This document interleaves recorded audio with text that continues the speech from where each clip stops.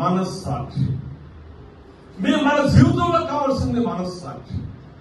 దాని పర్యాయ తెలుగు పదం ఏంటంటే అంతర్వాణి అనేది.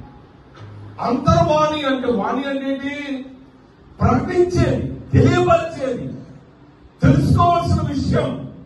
మన ఆత్మలకు పరిశుద్ధాత్మ దేవుడు మనస్సాక్షిగా ఉండే విషయాలు తెలియజేస్తున్నాడు. ఆ మనస్సాక్షి మన జీవితంలో ఎలా ఉన్నదంటే మన హృదయం, మన మనస్సు మనకు బోధించేదిగా ఉంది. దాన్ని అందుకనే అంతర్వాణి అని దాని పేరు పెట్టారు. అంటే మనిషికి అతనితో అతడు చేసిన చర్యలను తీర్పులు తీర్చి అతడు మంచిది చేశాడో చెడ్డది చేశాడో తనలో తనకు ప్రకటన చేసే దానినే మనస్సాక్షి అన్నారు. ఇప్పుడు అర్థం చేసుకోండి, మనం చేసిన దైనందికమైన క్రియల్లో చేసినవన్నీ లెక్క పెట్టుకో.